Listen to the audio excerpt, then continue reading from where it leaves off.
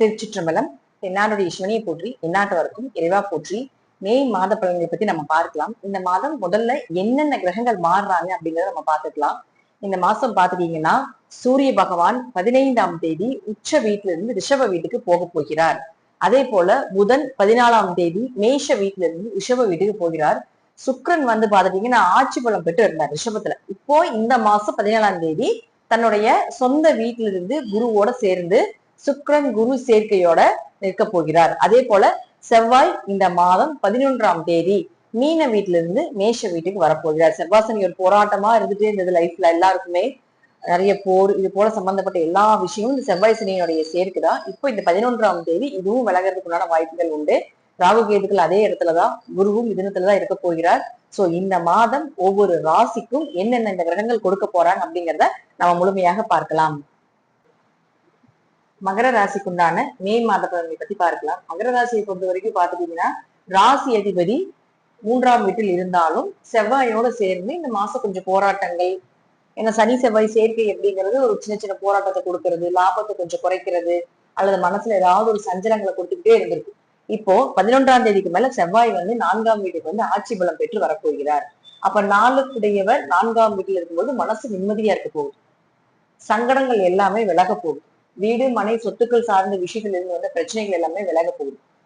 வீட்டுல ஒரு renovation work பண்றது, அதே போல பாத்தீங்கன்னா வண்டி வாகனங்கள் மாத்துறது, புதிய வீடு வாங்குறதுக்கு உண்டான ஒரு வாய்ப்புகள், இதெல்லாமே ஏற்படுத்தி கொடுக்க போகிறார். செவ்வாய் அவர் மட்டும் கிடையாது, உங்க ராசிக்கு 11ஆம் அதிபதி.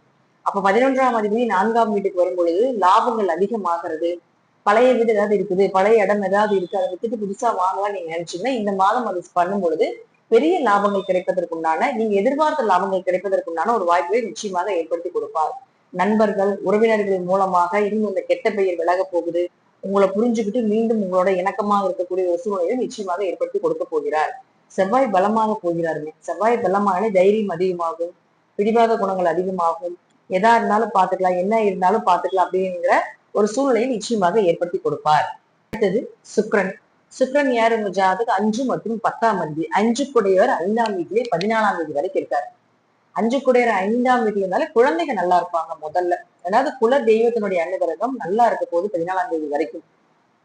குடும்பமும் ஒற்றுமையா இருக்க போகுது. குடும்பத்துல இருந்து வந்து சண்டை சச்சரவு பிரச்சனைகள் விலக போகுது. 5ஆம் இடம் அப்படிங்கிறது பதவி. அப்ப 14ஆம் தேதி வரைக்கும் பாத்தீங்கன்னா பதவி உயர்வு கிடைக்கிறது, ஒரு புகழ் கிடைக்கிறது, அறிவார்ந்த விஷயம். 5ஆம் இடங்கிறதா அறிவு, புத்தி கூர்மை. அப்போ உங்களுடைய அறிவார்ந்த விஷயங்கள் எல்லாமே பல பேருக்கு போய் சென்றடைகிறது. திறமையா யோசிக்கக்கூடிய அமைப்பு, எவ்வளவு பிரச்சனைகள் இருந்தாலும் அதை வந்து அழகா ஹேண்டில் பண்ணக்கூடிய அமைப்பு இந்த 5ஆம் இடத்துல சுக்கிரன் இருக்கிற வரைக்கும் நடக்கும். ஏன்னா சுக்கிரன்னா அழகு இல்லையா? ட்ரெஸ்ஸஸ் புதுசா எடுக்கிறது, காஸ்மெட்டிக்ஸ் நிறைய வாங்குறது. அவரே 10ஆம் அதிபதியுமாக இருக்கிறதுனால தொழில் வளர்ச்சி ஏற்படுத்தி கொடுக்கிறது, புதிய தொழில் தொடங்குறதுக்குள்ளான ஒரு வாய்ப்புகள், தொழிலில் இருந்த சங்கடங்கள் விலகிறது. பார்ட்னர் கூட தொழில் பண்ணிட்டு இருந்தீங்கனாலும் அதுல இருந்து வந்த சங்கடங்கள் பிரச்சனைகள் இதெல்லாமே விலகிறதுக்கான ஒரு வாய்ப்புகள், இதெல்லாம் நிச்சயமாக ஏற்படுத்தி கொடுப்பார். அதே போல சுக்கிரன் 14ஆம் தேதிக்கு மேல 6ஆம் வீட்டுக்கு போறார். சோ ஒரு தொழில் விஷயமா பேச போறீங்க, குழந்தைகள் சார்ந்த விஷயங்கள் பேச போறீங்க, குடும்பம் சார்ந்த விஷயங்கள் பேச போறீங்கன்னா அது எல்லாமே 14ஆம் தேதிக்கு முன்னாடி வைத்துக் கொள்வது என்பது நல்லது.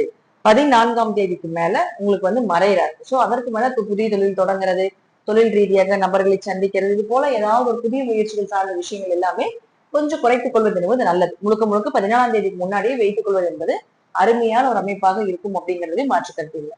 அடுத்தது புதன். புதனை பொறுத்த வரைக்கும் பாத்தீங்கன்னா உங்களுடைய ராசிக்கு புதன் இப்ப இருக்கக்கூடிய வீடு பாருங்க 4ஆம் வீட்டுல இருக்கார்.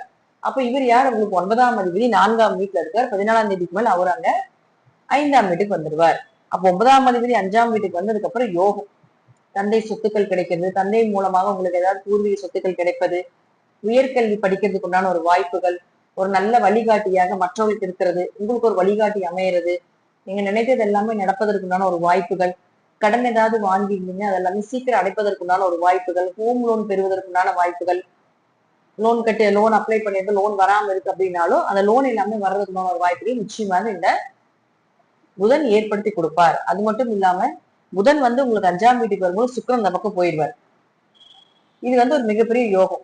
சுக்கிரன் அந்த பக்கம் போனாலும் புதன் வந்துடுறார், அதை வந்து டேக் ஓவர் பண்றது. அடுத்தது சூரியன். சூரியனை பொறுத்த வரைக்கும் 8 குடையவர், அவர் வந்து உச்சமாகிறார்.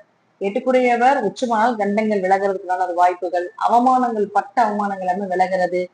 அந்த அவமானம் ஏழு நிறைய அவமானப்பட்டிருப்பீங்க, கஷ்டப்பட்டிருப்பீங்க, மனசு வேதனையா இருந்திருக்கும். சோ அதற்கெல்லாம் ஒரு தீர்வு, ஒரு நல்ல மருந்து இதெல்லாம் நிச்சயமா கிடைப்பதற்கான ஒரு வாய்ப்புகளையும் ஏற்படுத்தி கொடுக்க போகிறார். அடுத்தது சூரியனும் பாருங்க 8ஆம் அதிபதி 5ஆம் வீட்டுக்கு வந்துருவார். இது ஒரு ஜாக்பாட் தான், விபரீத ராஜயோகம். 8, 5 தொடர்பு ஏற்படுதுன்னா ஷேர் மார்க்கெட் யோகம், சீட்டு, MLM போன்ற விஷயத்துல நல்ல வருமானங்கள் வர்றதுக்குண்டான ஒரு வாய்ப்புகள் இதெல்லாம் ஏற்படுத்தி கொடுக்க போகிறார். இப்ப மகரத்தை பொறுத்த வரைக்கும் பாத்தீங்கன்னா இந்த மாசம் முழுவதும் 4ஆம் இடம், 5ஆம் இடம், 6ஆம் இடம் இயங்க போகுது.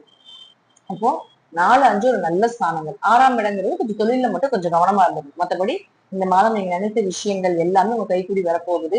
பெரிய எதிர்பார்ப்புகளை தவிர்த்துக் கொள்ளணும். ஏன் அப்படின்னு கேட்டீங்கன்னா, இப்போ செவ்வாய் இங்க இருக்கிற வரைக்கும் கொஞ்சம் போராட்டங்கள் இருக்கும். பட் செவ்வாய் இந்த பக்கம், அதாவது 11ஆம் தேதிக்கு மேல வரும்பொழுது நீங்க நினைத்தது எல்லாமே பெரியதாக நடப்பதற்கான வாய்ப்புகளையும் ஏற்படுத்தி கொடுப்பார். நன்றி. இப்போ உங்க ராசிக்கு எப்படி இருக்கும் அப்படிங்கிறது இந்த மாசம் அப்படிங்கறத நம்ம முழுமையா பார்த்திருக்கோம்.